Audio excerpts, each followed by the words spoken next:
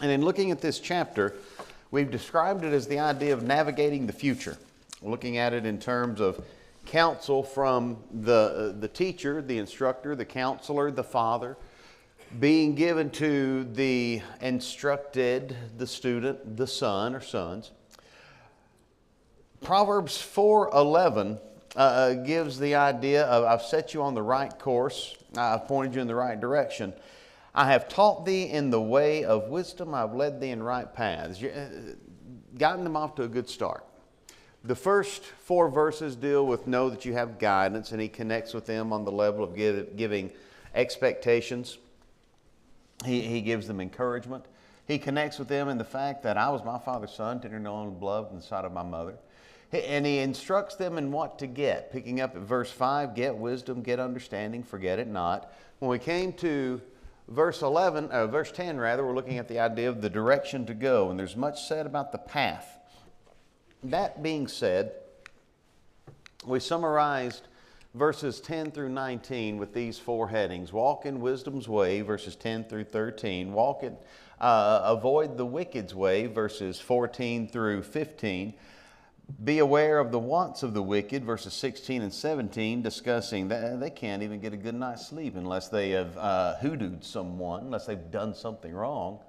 They can't pillow their heads at night and be all comfy, cozy, snug as a bug in the rug unless they've acted like a thug. That's just the way it is.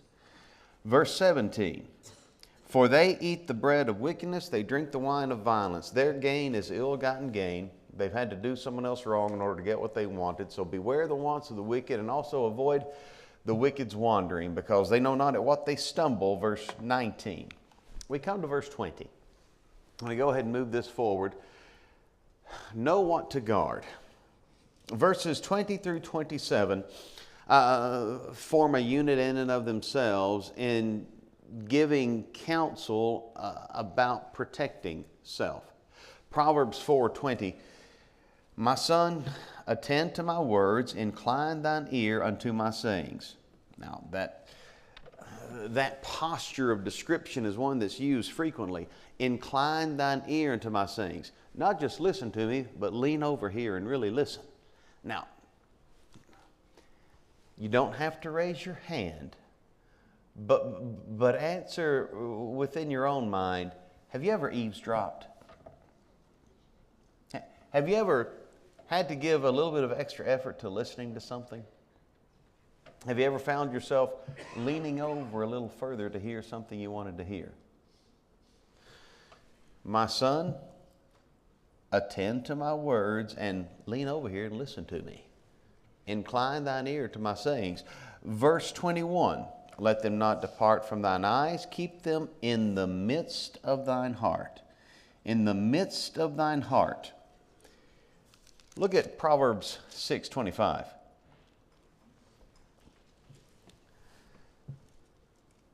There's a word of counsel given in Proverbs 6:25. Lust not after her beauty in thine heart, neither let her take thee with her eyelids. The heart, the leb or lebab, is used in both of those passages, and it's describing the center of being. When he says, lean over here and listen to me. Attend, give attention to my words. Incline thine ear to my sayings. Don't let them depart from your eyes. Keep them in the midst of your heart. Don't let them get away from you. We understand the idea of that which is beneficial getting away from us. Maybe it's we let time get away from us. And instead of protecting it and guarding it, we lose track of it. The same can be said of basic knowledge. For instance, there is much in life that we don't really learn until we've repeated it. Maybe it's some sort of a skill or a behavior. It's been said, you never forget how to ride a bike. You might not forget the principle, but I'm here to tell you, you go a few years without riding one and hop back on it and just see how stable you feel. There are some things that you might remember the concept, but remembering how to do them is a different story. The wise man is telling his son, you hold on to these things. Continuously practice them. Studiously observe them. Let them not depart from thine eyes. Keep them in the midst of thine heart. Keep your eyes on them. Stay focused. And we'll get to the idea of focused in a moment. Keep them in the midst of your heart. Jesus would say in Matthew 6, where your treasure is, there will your heart be also. Well, our treasure is where we set our eyes, right? It's where we set our focus. It's what occupies our interest. Where your treasure is, there will your heart be also. The wise man here says, take these words and let them be your focus, and put them in the very midst of thine heart, the core of your being. Let these shape who you are. Again, that Hebrew word lebab, pertains to the center of something, a person's identity. And it's at this point that it's worth repeating and perhaps even emphasizing. When it comes to identity, if I have to find who I am, I'm not going about it the right way. If I need to go discover who I am, there's a problem there. We need to discover the way we learn. We need to discover what our strengths and weaknesses are. We decide who we are. Let me say that again. We decide who we are. Brought up in an affluent home that has a tendency to be disinterested, apathetic, and uncaring toward the plight of others, I decide whether or not I perpetuate that cycle. Are you brought up in a difficult home where there's addiction, abuse? I decide if I perpetuate that cycle. Are you brought up in a neighborhood that's on the wrong side of the tracks? Whether it's the ghetto or the trailer park or whatever term you want to use, a place where substance abuse is common, where promiscuity runs rampant, a place where this is just the norm of life. That's how I was brought up. You decide who you are and who we're going to be. The wise man pleads with his student. Put these in the very core of who you are. Anyone ever been in the role of teaching, instructing, particularly parent to child, and you can almost see the words move through the air. They go in one end and... Has that ever been... Have your ear canals ever been that straight shot? More like a train tunnel than a skull with a brain in it? In one ear and out the other? Let these enter your ears. Let these words go into your heart. And he pleads, let them become who you are. Because when they do, when this is how you think, when this is how you look at life and approach life, when you don't let these depart from your eyes, but you keep these in the midst of your heart, these words, this counsel is life to those that find them and health to all their flesh. Not just health in terms of a medicine, a prescription for what ails you. The idea of health means good health, continued health, that which keeps one revitalized, that which nurtures and sustains health throughout the years. There's very much a focus on physical health here. And yes, an embrace of proper wisdom would have helped many a soul avoided many a physical malady. Have any family members who lived the rough life? Promiscuity, alcohol, manipulation, multiple children for multiple husbands or multiple children with multiple women, and yet never learning from it, always having an excuse. By the time they're 50, how old do they look? by the time they're 50, guess where they're going at least twice a week? Typically a doctor's office of some kind, dealing with some sort of malady. The counsel given in the book of Proverbs is, yes, good for your health. And this is the idea. He's not just saying, I'm telling you these with moral purpose, although there's absolutely moral purpose involved. This is what life is all about. And this is going to make your life better. Picking up at verse 22. He gives the idea of watch your heart. From verses 20 and forward. In verse 22, they're life to those that find them, health to all their flesh. Verse 23, keep thy heart. Here's that word again, lab. Keep thy heart. Keep your identity. Guard your heart, the core of your being, the fiber of who you are. Guard the center of you with all diligence, for out of it are the issues of life. Jesus would say, out of the abundance of the heart the mouth speaketh. Matthew 12. Yes, absolutely. What goes into the heart is going to emanate from the mouth and also from the actions. Keep thy heart with all diligence. Out of it are the issues of life. You've often heard it illustrated this way in all likelihood. If I fill a cup with water and I jostle the cup, what's going to come out of it?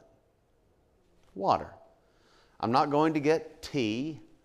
I'm not going to get oil. If the contents are water, then water is going to spill when it gets jostled. What spills when your heart gets jostled? When it gets jostled with anger, what comes out of it? When it gets jostled with frustration. When it gets jostled with confusion. When it gets jostled with disappointment. When your heart gets jostled with happiness, what comes out of it? When your heart gets jostled with a welcome surprise, what comes out of it? Out of the abundance of the heart, the mouth speaketh. Guard, keep thy heart with all diligence, for out of it are the issues of life. There ought to be a sense in which we have posted sentries at the gates of our hearts. Because what goes into our hearts is what comes out. Are we protecting the influences that can tend to shape how we think? Now, please understand, that doesn't mean that we're never going to hear anything obscene. That doesn't mean that we are never going to see anything indecent. If you've driven on the interstate for 0.35 miles, chances are you have seen obscene and indecent on a billboard. But I can guard what stays there, even if something crosses my paths or touches my ears, doesn't mean that I have to linger on it. Keep your heart. Guard your heart with all diligence, for out of it are the issues of life. Keeping the heart requires knowing my heart and examining my heart. If we guard the entrance, it makes guarding the exit easier. There was a farmer that had a habit of foul speech. And he decided for a month he was just going to hold his tongue like this and not talk at all. That way he wouldn't say anything wrong. He was just going to hold his tongue and not speak at all so that he wouldn't say anything out of line.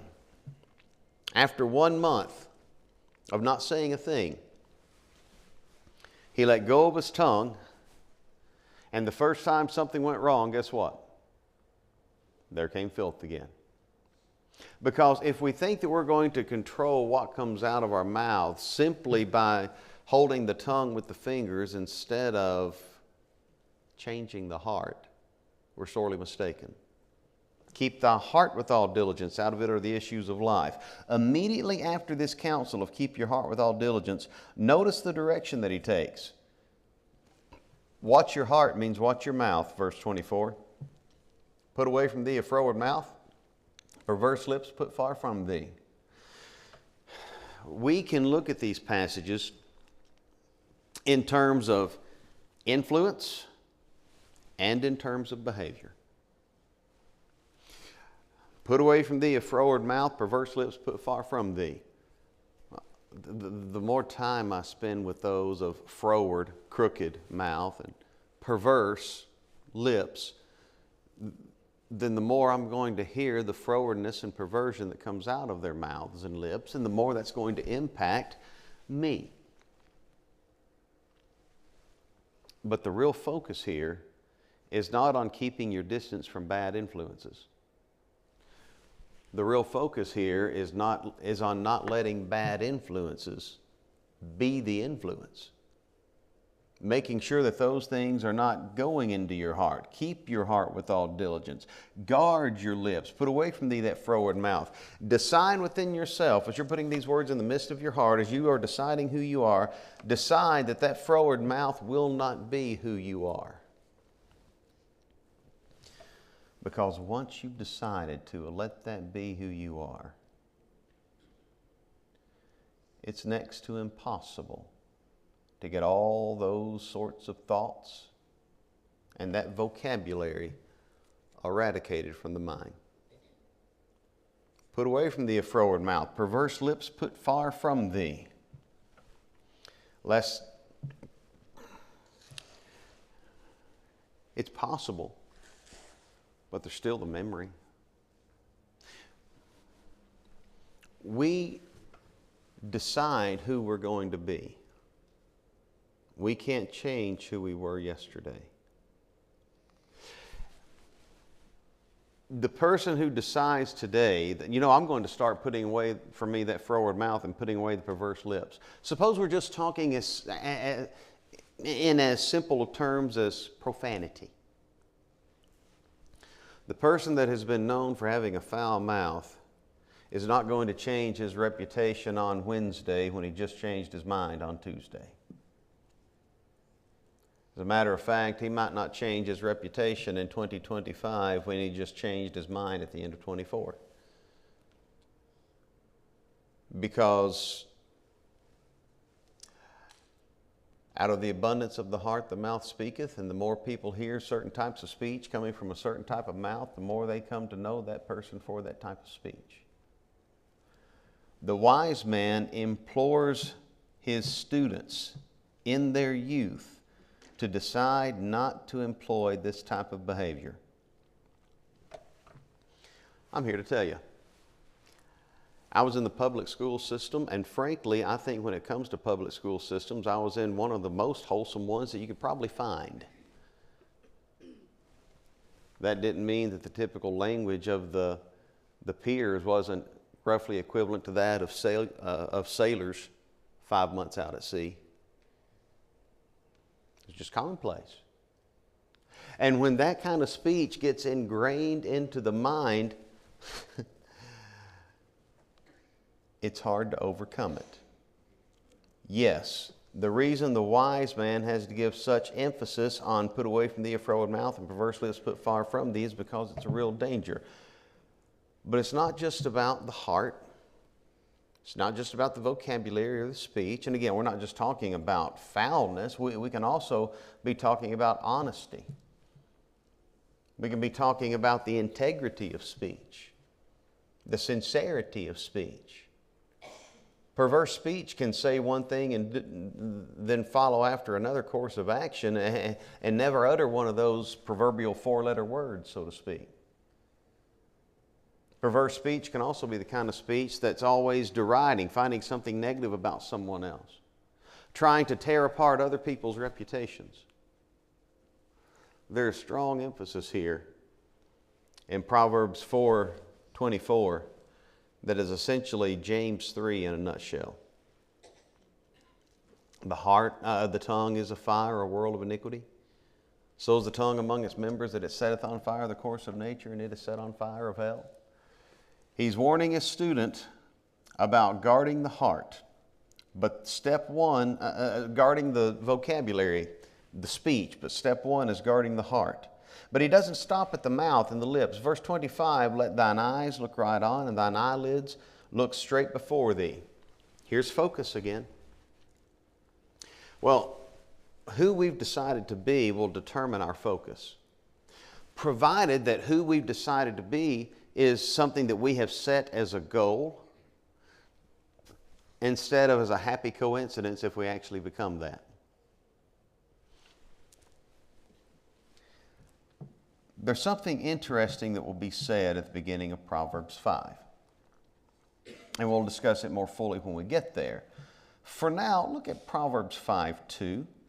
Because after he says, Son, attend to my wisdom, bow thine ear to my understanding, he says that thou mayest regard discretion, is how the King James has it. Regard is the idea of to observe, to focus on. The word discretion, the Hebrew word is mizimah, and it can be translated in various ways. In the negative, it pertains to subtlety. But in the positive, it's discretion. It's the idea of planning. That thou mayest observe plans.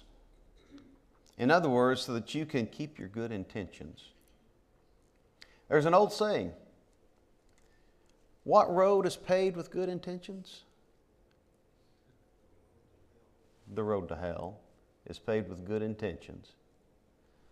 Good intentions do no good when they're not followed by determination.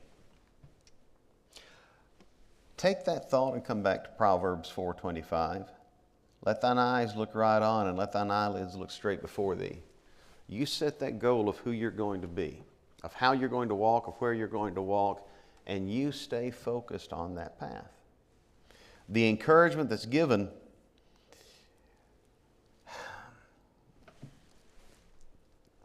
is to avoid distraction. Now, we can understand this in terms of driving. I may have been 16, possibly 17, probably 16 though. I was in the passenger seat. Eric was driving. We had football practice, and after football practice, we stopped by Quick Mart and grabbed a Snickers bar and a Gatorade because that's healthy stuff when you're 16 years old. It doesn't impact you. Obviously, it did later, but anyway.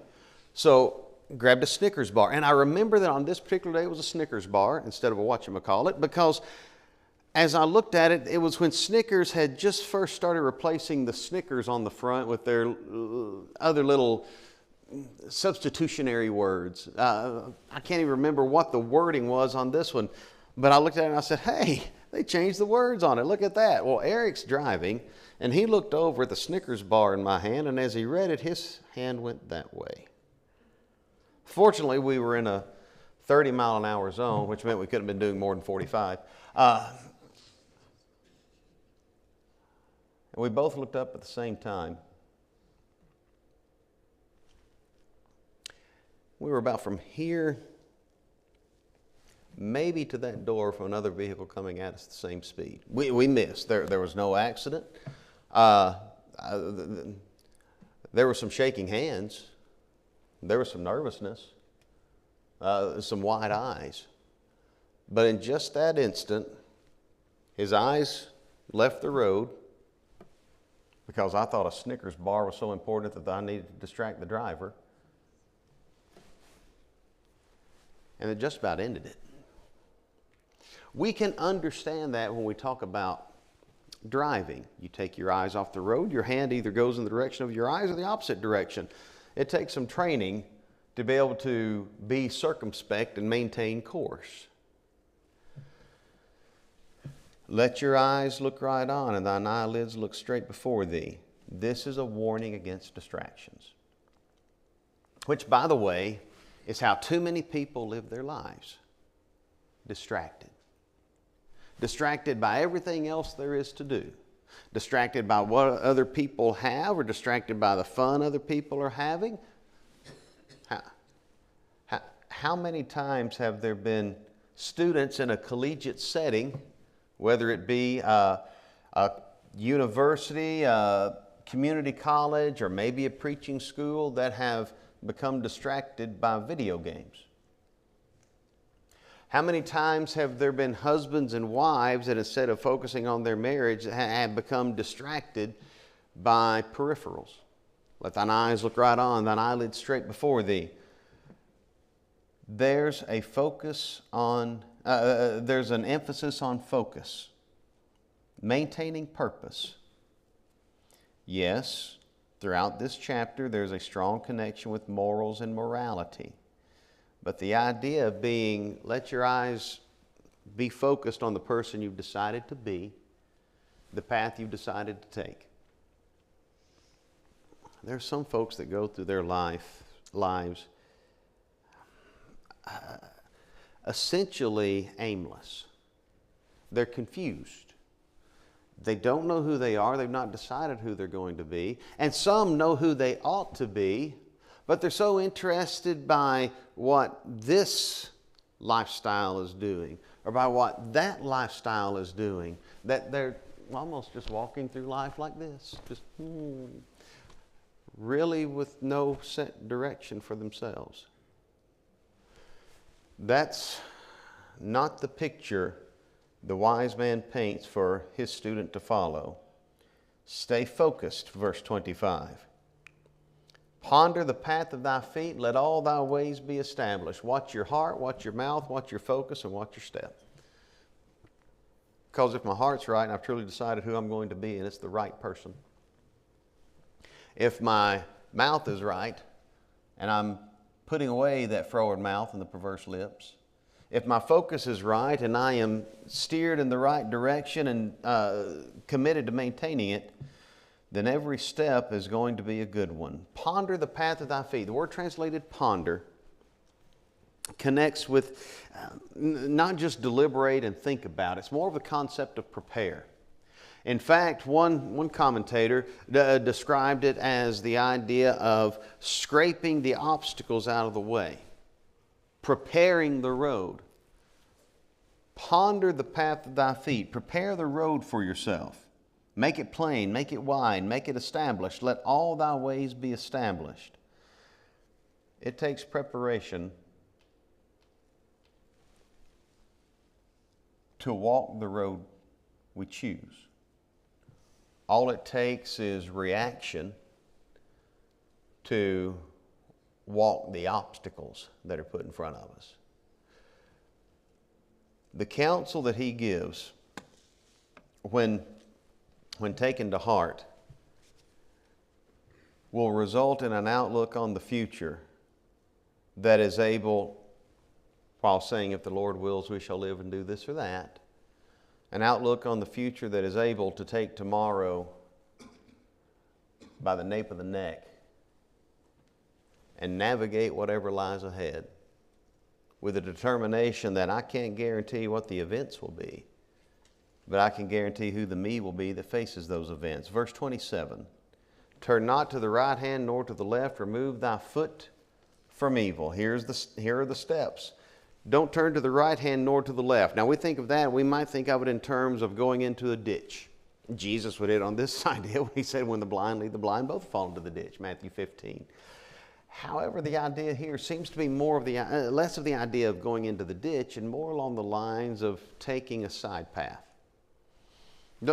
Turn not to this detour, nor to that one. It's amazing how much time detours can cost in the road of life. Those who set out with great ambitions and think they're just going to achieve because they have good intentions but without any real direction or determination will often find themselves 2, 3, 5, 10 years behind whatever vague goals and notions they thought they had because they've been too busy pursuing the distractions to the side. Too busy not putting away the perverse lips and the froward mouth. Too busy allowing the influence of others to draw them in a direction that they ought not go. The counsel given here is not simply how to get from point A to point B in physical localities. The counsel given at the end of Proverbs chapter 4 is how to get from point A to point B and knowing who you are right now, who you've decided to be. Now, navigating your future. You know you have guidance, you know what to get, you know the way to go, you know what to guard. Let's go ahead and move forward to Proverbs 5. Proverbs 5, some actually connect the first 6 verses to the end of Proverbs 4. And they call it I believe it's the 7th Maskil Discourse. It's a discourse, a homily, a speech of wise sayings. And indeed, what's said in Proverbs 4, and if you connect it with the first 6 verses of Proverbs 5, which is not difficult to do or to perceive, forms a sermon in and of itself. At the same time, Proverbs 5, 1 through 6 connects very strongly with what follows. That could be because the next discourse that some say begins in verse 7 was intended to be an expansion of what was said at the end of the previous discourse. Whatever the case, let's pick up tonight and look for just a few minutes at Proverbs 5, 1 through 5, and make a couple of thoughts, and then we'll plan on moving forward next week. Proverbs 5 is all about relationship advice. The kinds to seek, the kinds not to seek. Fathers, you need to talk about Proverbs 5 with your sons regularly. Regularly doesn't mean twice before they turn 18. Regularly means multiple times over the course of the year, this chapter needs to be read and some of the thoughts being discussed. There is counsel given in Proverbs 2:16 to avoid the flattery of the strange woman. Proverbs 6:24 hits on the same idea, but Proverbs 5 and Proverbs 7 paint a vivid, yet at the same time appropriate portrait of what to avoid and of what to seek. Proverbs 5, beginning in verse 1. We're going to call this chapter Man to Man About Women. Son, take my advice and remove your way from the strange woman. Verses 1 and 2, my son, attend unto my wisdom. Here's that repeated call. Listen to my wisdom. Listen to the counsel that I'm giving you. Bow thine ear to my understanding. This time it's not just incline thine ear like it was back in Proverbs 4:20. Not just lean over here. Bow thine ear. Son, you might pull a muscle listening to this one, but you need to listen. Bow thine ear to my understanding, that thou mayest regard discretion, that thy lips may keep knowledge.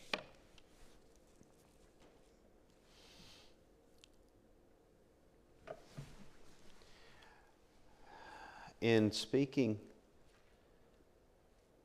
with couples who have needed counsel and advice regarding their marriage, I've yet to enter into a conversation with a couple where either of them consciously entered into marriage with the intent or the prospect of being unfaithful. They all started with good intentions. Yet, nonetheless, time and again, infidelity happens. The counsel given in Proverbs 5 is going to hit on the woman to avoid and then the woman to hold, to embrace. He begins with, listen to me so that you can hold to your good intentions, that thou mayest regard discretion, that thy lips may keep knowledge. We mentioned it a moment ago. There's a road that's paved with good intentions. Randy Travis sang a song, the chorus of which said, I hear tell the road to hell is paved with good intentions, but mama, my intentions were the best. There's lots of things in my life I'd just as soon not mention. Looks like I turned out like all the rest. But mama, my intentions were the best. Good intentions go only so far. The wise man can behold his student and know that the student would claim good intentions. How many young people growing up think, I want to be a bad person? How many go about their decisions, even the reckless ones, thinking, I'm a good person. I've got good intentions. It's all right. the counsel that he's about to give regarding particularly the male-female relationship launches with this exhortation. You better listen to me so that you can hold to good intentions. It's not just a matter of who we claim we want to be. It's a matter of who we decide we're going to be and holding to that. So thy lips may keep knowledge, literally preserve knowledge. So you'll be the kind of person whose lips exhibit a godly wisdom. The very way you speak will show it, let alone the way you act. By the way, that's in contrast to the one that he's going to need to avoid, because here's the strange woman. Verse 4, the lips of a strange woman drop as a honeycomb. Her mouth is smoother than oil. He begins to describe someone who can talk sweet. Her words are going to be alluring. They're going to seem innocent. Matter of fact, the word translated drop as a honeycomb, or the image painted there, actually carries the idea of virgin honey, the sweetest, purest of honey. Her words can seem like the best of the best. Well, of course they can. She's practiced. You're not the first rodeo. The lips of a strange woman drop as a honeycomb. Her mouth is smoother than oil. What she says is going to sound good, but her end is bitter than wormwood, sharp as a two-edged sword. Here's how it starts, and here's how it ends. And here's how the class will end for tonight. We'll pick up here when next we meet next week, and we'll go from there. Thank you for your time.